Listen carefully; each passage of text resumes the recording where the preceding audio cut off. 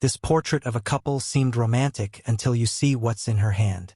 The package arrived at the Asian American Historical Archive in San Francisco on a gray October morning. Dr. Elena Chan, the archive's chief curator, carefully opened the padded envelope to find a photograph mounted on deteriorating cardboard wrapped in tissue paper that had yellowed with age. The sender's note, written in shaky handwriting, was brief. "I found this in my late uncle's estate in Chicago. Thought it might be historically significant. The woman looks Chinese. Please preserve her memory." Elena lifted the photograph into the light. The image showed a couple posed in a Victorian-era photography studio, probably from the 1890s based on the clothing styles and photographic technique. The man was white, perhaps in his 40s, wearing a dark suit with a high collar and watch chain. He stood rigidly beside an ornate chair, one hand resting possessively on the shoulder of a young Chinese woman seated before him. The woman appeared extraordinarily young, perhaps 18 or 19, though her eyes carried a heaviness that suggested she had lived far more than her years. She wore a Western-style dress, dark fabric with a high neckline and long sleeves, clearly borrowed or hastily altered. The fit was imperfect, the sleeves slightly too long. Her hair was styled in the Western fashion of the era, pulled back severely. But it was her face that held Elena's attention. Unlike typical Victorian portraits, where subjects maintain neutral or pleasant expressions, this woman's face showed something else entirely. Not sadness exactly, but a profound emptiness, as if she were looking through the camera rather than at it. The man's expression was entirely different. He looked directly at the camera with confidence, even satisfaction. His chin lifted slightly. His hand on the woman's shoulder wasn't gentle. His fingers pressed into the fabric of her dress with clear possession. This was not the tender touch of a loving husband.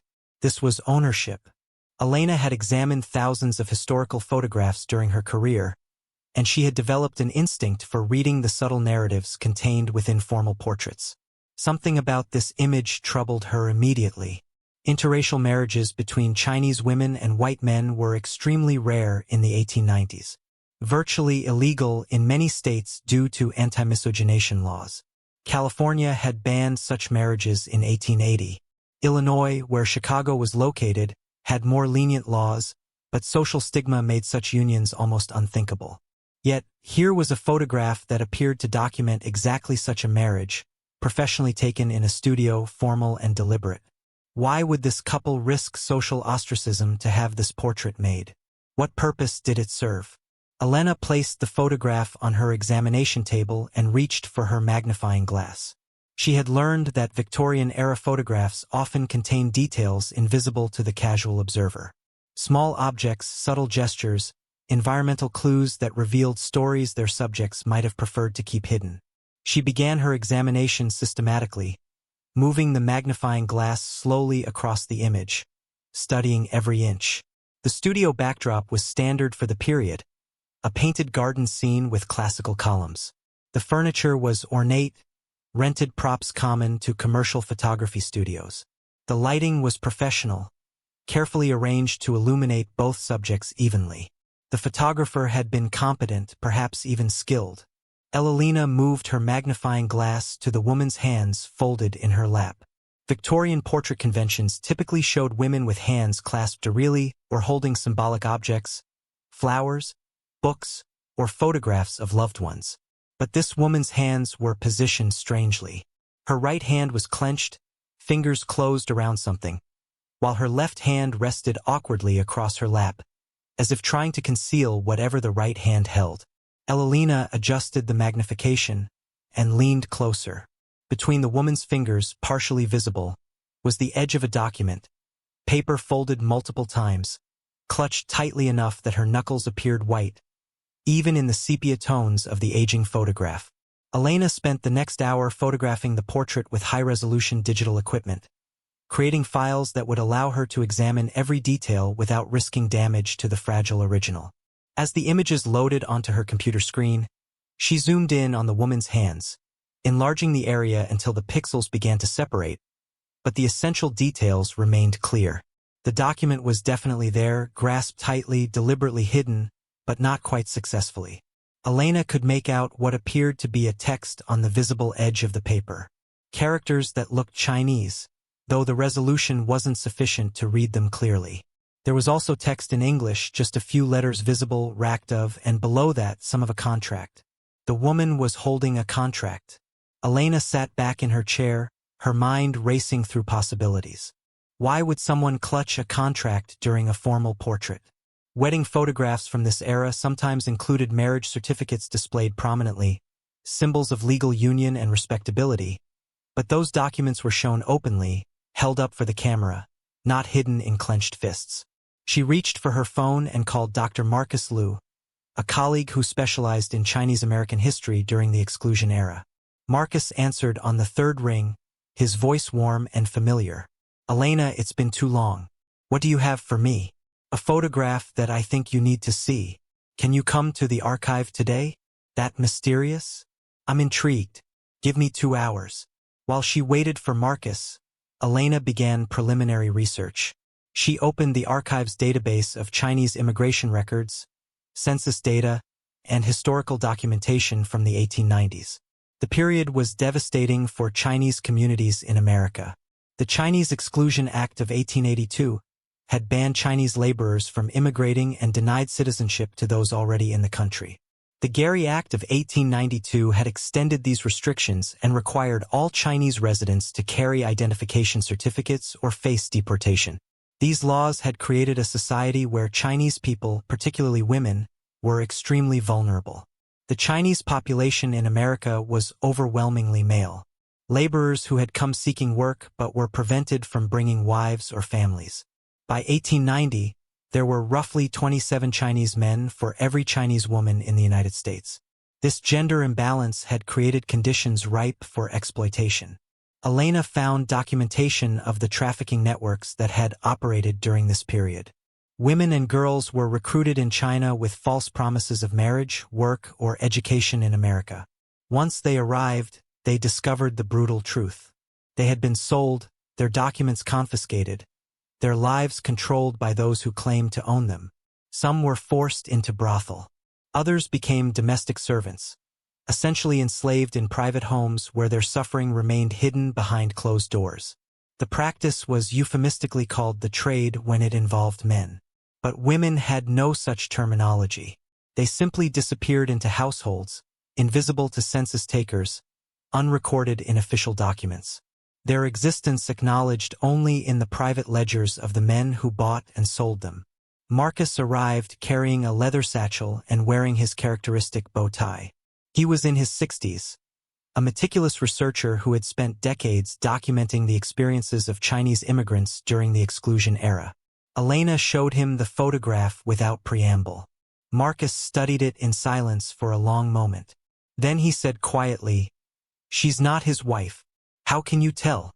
Everything about this image is wrong for a marriage portrait. Look at the positioning. He's standing.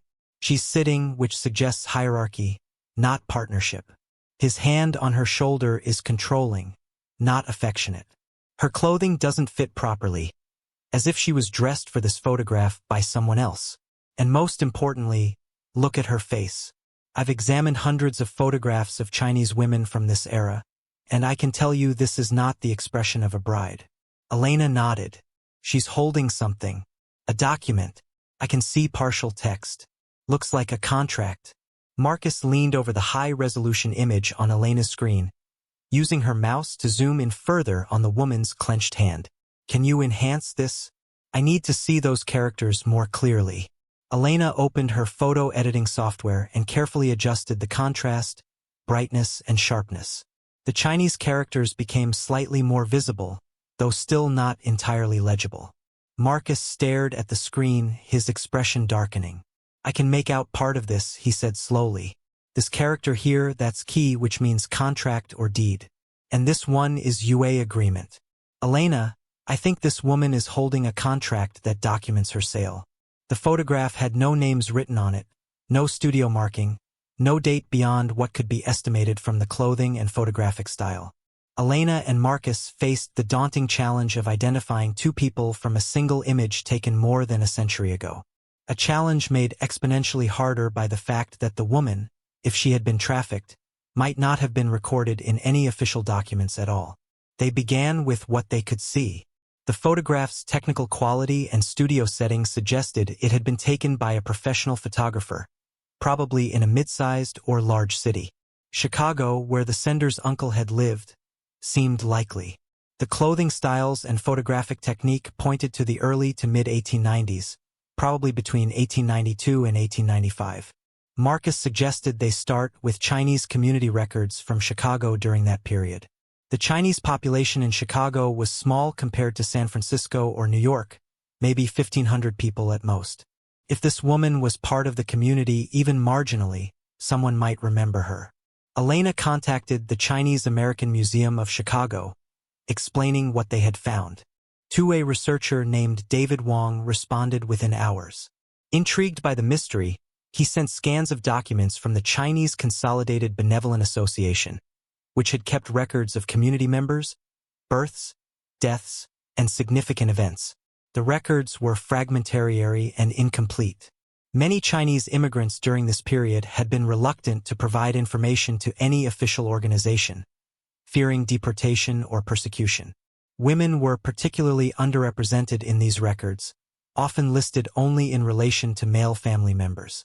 Wife of, daughter of, servant in household of.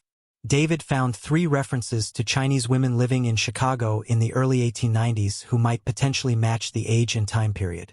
One was the wife of a merchant documented with her husband's business records. Another was the daughter of a laundry owner mentioned in a birth record from 1876. The third was listed only as May, servant and household of J. Patterson, arrived 1891. Elena felt her pulse quicken. May, servant and household of J. Patterson. Do we have any more information about this Patterson?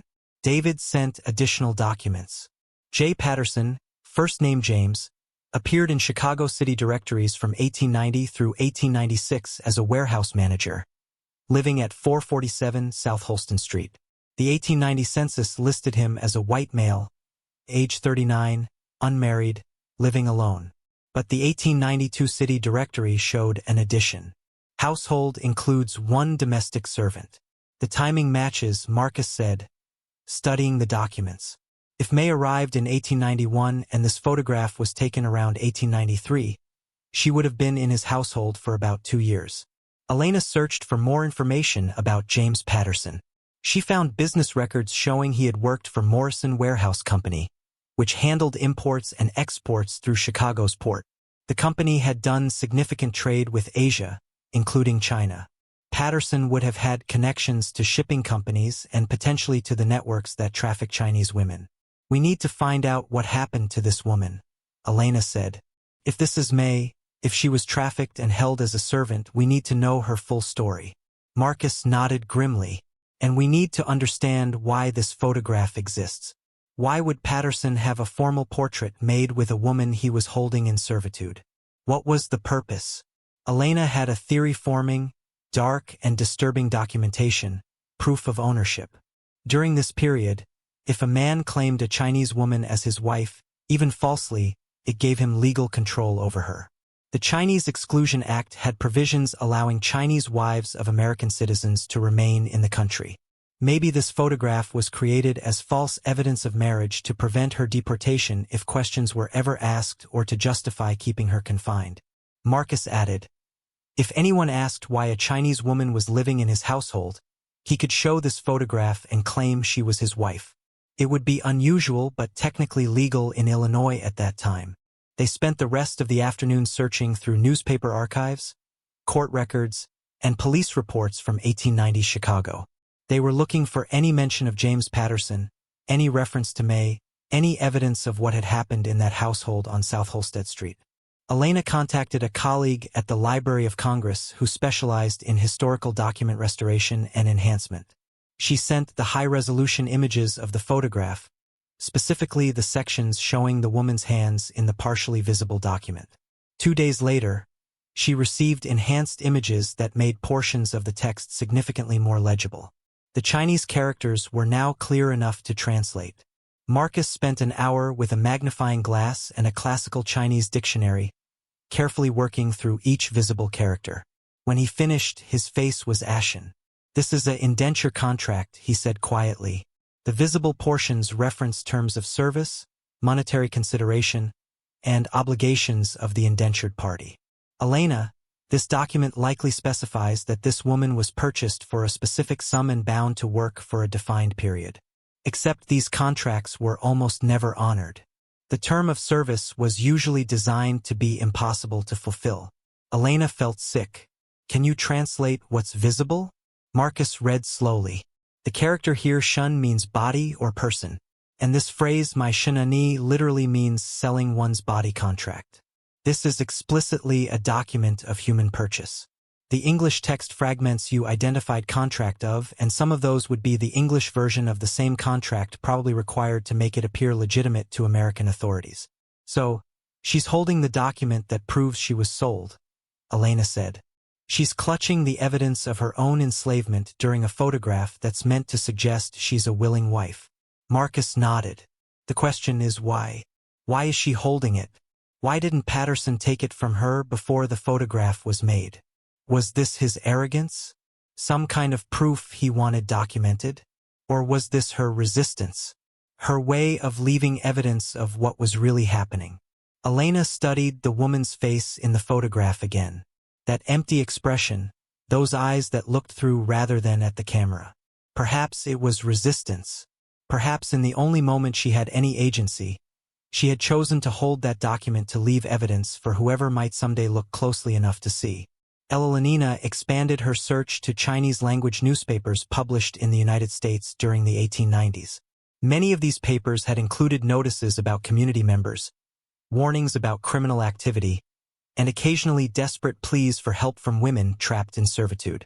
She found something in the Chinese World newspaper published in San Francisco, but circulated nationally. In the August 1893 edition, there was a brief notice submitted by the Chinese Consolidated Benevolent Association in Chicago. Information sought regarding young woman called May, approximately 20 years of age, 3 believed to be held against her will in Chicago, family in Canton, seeking her whereabouts. Any information should be provided to this association. The timing aligned perfectly. If the photograph had been taken in 1893, and if this notice referred to the same woman, then someone had been looking for her. Someone in China knew she was missing, perhaps knew she had been trafficked and was trying to find her. Elena contacted the Chinese Historical Society in San Francisco to see if they had any records of what became of that inquiry. A researcher named Linda Hang searched their archives and found a follow-up letter dated September 1893, written in Chinese and addressed to the Benevolent Association in Chicago. Linda translated it. "We are grateful for your assistance in locating our daughter, May. However, we have been informed by a representative of Mr. James Patterson that May is now his lawfully married wife and wishes no contact with her former family. We are told she has embraced American customs and considers her previous life finished. We accept this with broken hearts, but wish her happiness in her new country." The letter was signed by someone using the surname Chun, writing from a village near Canton. "That's not her voice," Marcus said immediately. "That's Patterson speaking through an intermediary, cutting off her family's attempt to locate her. They probably sent money, probably begged the Benevolent Association to investigate, and Patterson produced this photograph or something like it as proof that May was his wife and chose to stay with him." Elena felt anger rising in her chest. Her family believed it. They accepted that she had abandoned them, married an American, wanted no contact. They never knew she was being held prisoner. Elena and Marcus continued digging through Chicago police records and court documents. They were looking for any mention of incidents involving James Patterson or Chinese women during the 1890s. What they found was both more and less than they had hoped. In April 1894, police records showed a brief notation. "Domestic disturbance, 447 South Holstead Street. Officers responded to report of screaming. Homeowner James Patterson explained his Chinese wife had become hysterical due to mental instability common to her race. No charges filed. Woman required no medical attention." Marcus read this aloud, his voice tight with controlled fury. Mental instability common to her race. That was the justification they used. A woman screaming for help was dismissed as hysteria, explained away with racist pseudoscience, and the police simply left. That was her first escape attempt. Elena said she must have tried to run or fought back, and Patterson called the police himself, knowing they would believe his story over any protest she could make. He used the system to keep her trapped. They found a second police report dated November 1894. Chinese woman found on Michigan Avenue near Monroe Street. Appeared disoriented and distressed, unable to communicate effectively in English. Woman identified as May Patterson through documents provided by husband James Patterson, who arrived shortly after police intervention. Mr. Patterson explained his wife occasionally wanders due to mental deficiency and thanked officers for their assistance. Woman returned to husband's custody. She got out. Marcus said she actually escaped the house and made it to Michigan Avenue. That's miles from South Halstead. She must have run through the night terrified trying to find help. And when the police found her, they simply gave her back to him. Helena felt the weight of these records. The way institutional racism and gender discrimination had conspired to make May invisible, to render her suffering meaningless. The police had encountered a Chinese woman in distress twice, and both times had accepted without question that her white male husband had the right to control her, confine her, take her back to whatever hell she was trying to escape. Elena searched for records of any Chinese community organizations that might have tried to help. The Chinese Consolidated Benevolent Association in Chicago had attempted to assist trapped women, but their power was limited. They could offer shelter to women who managed to escape, but they had no legal authority to intervene in households where women were claimed as wives. She found a letter in the Benevolent Association's records dated January 1895 written in Chinese. Marcus translated, "We have received reports of a young Chinese woman being held in a household on South Hull Street. We attempted to visit and offer assistance, but were turned away at the door by the homeowner who claimed his wife did not wish to speak with us. We observed a young woman briefly at a window, but cannot confirm her identity or circumstances. We lack legal standing to force entry or demand investigation." They knew, Elena said quietly. The Chinese community knew something was wrong. They tried to help, but the law protected Patterson. He could simply close his door and claim marital privacy, and there was nothing they could do. Marcus found one more document. This one from the records of Hull House, the famous settlement house founded by Jane Addams in Chicago. Hull House had advocated for immigrants and the poor, offering education, childcare, and social services. A notation in their intake records from March 1895 read, "Chinese woman arrived at our door severely beaten, unable to give coherent account of her circumstances, appeared terrified. Before we could provide medical attention, a man claiming to be her husband arrived and demanded her return. Woman became hysterical, pleaded not to be forced to go with him. We were advised by police that we had no legal right to prevent a husband from retrieving his wife. Woman was removed from our facility by force." This was the moment that broke Elena's professional detachment. She sat at her desk, staring at those words, "removed from our facility by force," and felt tears burning in her eyes. May had nearly made it. She had reached Hull House, one of the few places in Chicago where progressive reformers might have understood, might have fought for her. And even there, she had been handed back to her abuser because the law recognized his ownership of her as absolute. Elena knew what she was looking for now, and she dreaded finding it. She searched the Cook County death records, entering various spellings of May's name, searching by year, by location, by circumstance of death. She found it in the records from July 1895. May Patterson, Chinese female, approximately 24 years of age, died July 18, 1895 at residence 447 South Halstead Street. Cause of death: accidental fall downstairs. Body examined by Dr. Arthur Morrison, who noted injuries consistent with reported cause. No inquest deemed necessary.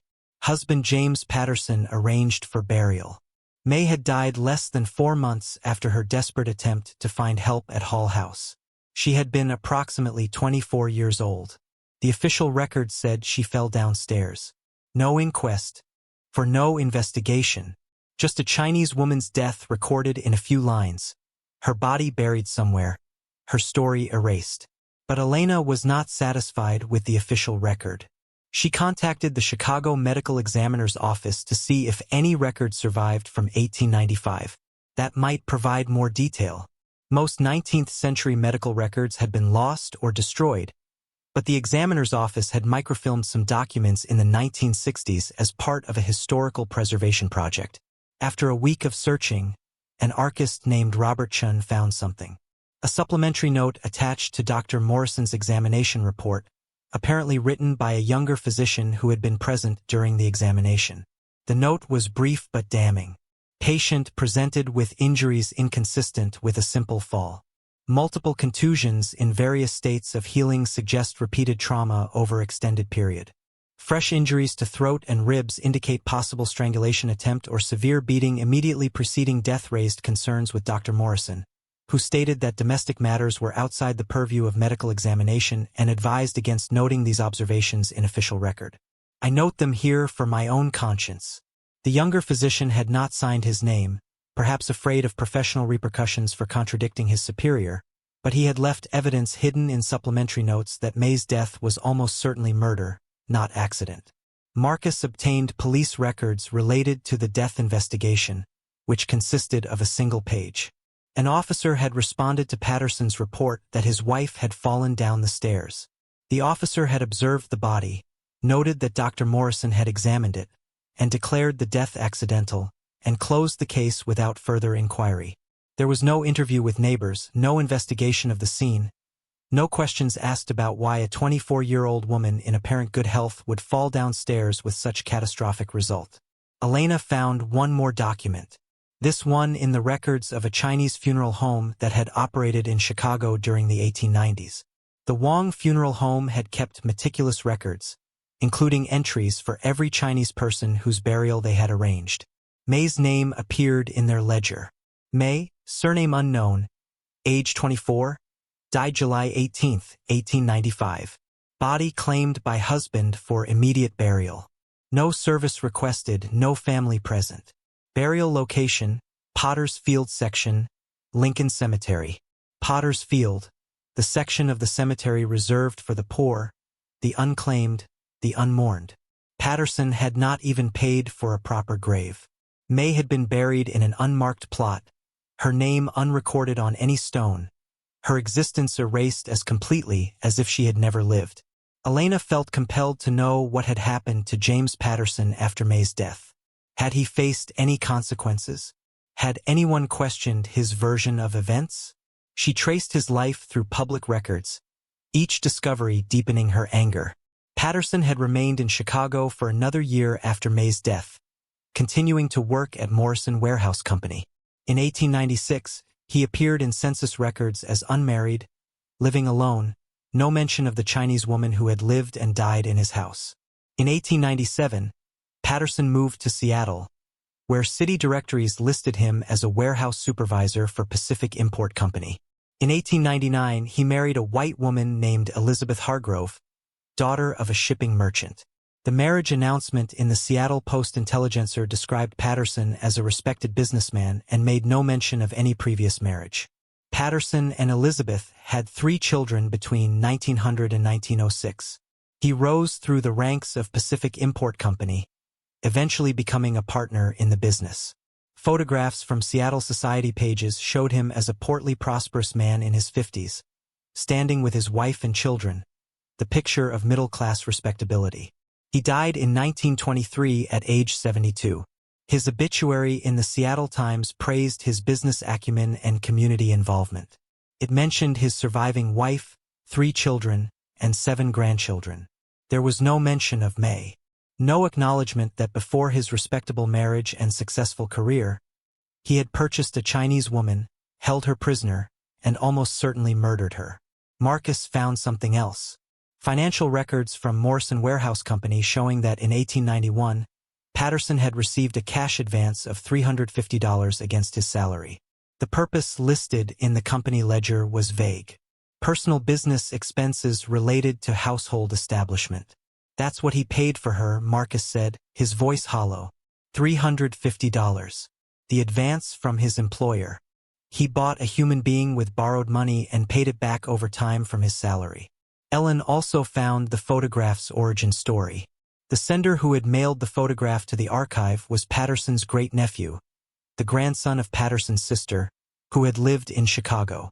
The estate that had been settled included items Patterson had sent to his sister over the years, including a small collection of photographs. The nephew had found the photograph of Patterson with May among these items, and recognizing its potential historical significance, had sent it to the archive without knowing the full story behind it. Elena called the nephew, a retired teacher named Robert Patterson, living in Evanston. She explained what they had discovered about the photograph and asked if he had ever heard any family stories about his great-uncle's life in Chicago before moving to Seattle. "I knew almost nothing about that period," Robert said, sounding shaken by what Elena had told him. James was rarely discussed in the family. My grandmother, his sister, mentioned once that James had difficulties in Chicago and had to make a fresh start in Seattle, but she never explained what those difficulties were. I always assumed it was financial or professional troubles. I never imagined. His voice trailed off. Elena gave him a moment, then asked, "Do you have any other photographs or documents from that period?" "There's a box of his papers that came with the estate. I haven't gone through most of it. Would you like me to look?" Elena asked him to search for anything related to May. Any documents, letters, or photographs. Robert promised to search and contact her with whatever he found. 3 days later, he called back. "I found something, a letter written in Chinese. It was tucked into an old ledger book. I don't know what it says, but I'm sending you scans immediately." The letter had been written on thin paper, now yellowed and fragile in careful Chinese calligraphy. Elena sent the scans to Marcus, who spent hours translating the text, and when he called her back, his voice was thick with emotion. "It's from May," he said. Written to her family in China, she never had the chance to send it. When Marcus read the translation aloud, "Dear honored parents and younger brother, I hope this letter finds you well and that you have not worried too much about my absence. I know you must wonder why I have not written since I arrived in America. 5. The truth is shameful and difficult to speak. But I must tell you now while I still have courage. The marriage that was arranged, the opportunity one was promised. These were lies. I was not brought here to marry an honorable merchant as we were told. I was purchased like an animal and brought to this place to serve a man who keeps me locked away. Cannot leave this house. I have tried. When I ran, the police returned me. When I screamed, no one believed me. I'm writing this letter in secret, hiding the paper when I hear his footsteps. I do not know if I will ever be able to send it to you. If you receive this, please know that I never abandoned our family willingly. I think of home every day. I remember our village. The smell of rice paddies, younger brother's laughter, mother's cooking, father's evening stories. These memories are all I have now. I do not think I will survive this place much longer." He grows more violent, more certain that no one will question what happens to a Chinese woman in his house. "If I die here, please know that I loved you until my final breath. Your devoted daughter, Mei Chun." The letter had never been sent. Patterson had found it, kept it among his papers, perhaps as a trophy, or perhaps simply forgotten among other documents. May had poured her heart into this letter, risking punishment to write it, and it had never reached the family she loved. Elenina arranged for the letter to be professionally translated and preserved. She also began attempting to locate May's family in China, though she knew the chances of finding living descendants after more than 120 years were slim. Through the Chinese Historical Society and genealogical researchers in Guangdong Province, she eventually made contact with a family historian named Chen Wei, who had been researching the Chun lineage in villages near Canton. Elena sent him the information she had about May, her approximate birth year, her father's surname, the village name mentioned in the Benevolent Association records. Chen Wei searched historical records and found a family that matched. The Chen family from that village had recorded the loss of a daughter in 1891. Chun Mei, eldest daughter, aged 19, departed for Gold Mountain with marriage arrangement. Letters ceased. 1893. Fate unknown. Chene had living relatives of that family line, descendants of May's younger brother, who had married and had children of his own. Elena contacted them through a translator explaining what she had discovered about May's life and death in Chicago. The family's response came in a letter written by May's great-great-niece, a woman named Chun Xiaomi. Marcus translated, "Our family has carried the story of lost May for 4 generations. We were told she went to America and never returned, that she chose a new life and forgot her family. This caused great pain, especially to my great-great-grandfather, May's brother, who never stopped wondering what happened to his sister. He was elderly when I was young, and he told me once that he always believed something terrible had happened to her, that she would never have abandoned us willingly. Now we know he was right. Now we know May tried to reach us and could not. This knowledge is painful, but it is also a gift. We have mourned the loss of May for 130 years. Now we can mourn her properly." Knowing the truth, Elena became determined to locate May's burial site in Lincoln Cemetery. She contacted the cemetery's administration office and explained that she was researching a Chinese woman buried in Pottersfield in 1895.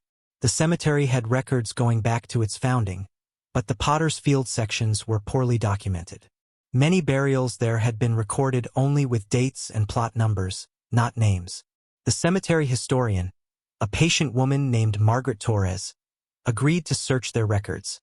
She found an entry for July 22, 1895, 4 days after May's death, showing a burial in Section 14, Plot 347, described only as Chinese female, indigent, no marker. Margaret offered to take Elena to the location. They drove to the cemetery on a cold November morning. The trees bare and the sky overcast. Section 14 was at the far edge of the cemetery grounds, a flat area with scattered patches of grass and no headstones. Pottersfield burials had been unmarked by design. The poor interred without ceremony or memorial. Margaret consulted her maps and old survey documents, then walked slowly across the section, counting paces and checking angles. Finally, she stopped in a small clearing. Based on the records, this is approximately where Plot 347 would have been. It's impossible to be exact after so many years. The cemetery was expanded and reorganized several times, but this is the closest we can determine. Elena stood on that spot of earth, looking down at grass and dirt that might cover May's remains. She thought about the young woman who had crossed an ocean with false hope, who had been betrayed and trafficked, who had fought desperately for freedom, who had died alone and been buried without name or marker or mourning. "We should do something," Elena said. "She should have a memorial," Margaret nodded. "The cemetery board can approve a memorial marker for historically significant burials, even in Pottersfield. If you can provide documentation of who she was and what happened to her, I believe they would approve it." Elena returned to San Francisco and began working with the Asian American Historical Archive Board to create a memorial. They designed a simple granite marker with text in both English and Chinese in memory of Chun, May 1871-1895. Daughter of China, trafficked to America, held in servitude, died seeking freedom. Her story long hidden is now remembered. May she rest in peace, finally free. The marker was installed 6 months later in a small ceremony attended by Elena Marcus, members of Chicago's Chinese American community and representatives from the Chun family in China. Chun Xiaoma had traveled from Guangdong province to attend, carrying incense and flowers to honor her ancestor. They held a traditional Chinese funeral ceremony more than a century late, burning incense and paper offerings, speaking prayers in Cantonese that May would have understood. Chun Xiaomei placed a photograph of May's family on the marker. Not the photograph with Patterson, but a family portrait from China taken before May left home, showing her as a young woman surrounded by parents and her younger brother, all of them smiling. "She is finally home," Chania said through the translator. "Her spirit can rest now. Her family knows her story. She's not forgotten." The photograph of Patterson and May became the centerpiece of an exhibition Elena curated at the Asian American Historical Archive titled Hidden in Plain Sight: Human Trafficking and Chinese American Women, 18501-1920. The exhibition documented the systematic trafficking of Chinese women during the exclusion era using historical photographs, documents, and personal testimonies to tell stories that had been deliberately obscured. May's photograph was displayed prominently, 6 enlarged so that visitors could see every detail, including the contract clutched in her hand. Beside the photograph, Elena had mounted the translated text of the contract fragments, the letter May had written but never sent, excerpts from police reports documenting her escape attempts, the death certificate with its false cause of death, and the younger physician's suppressed notes about her actual injuries. The exhibition also included context, statistics on how many Chinese women had been trafficked.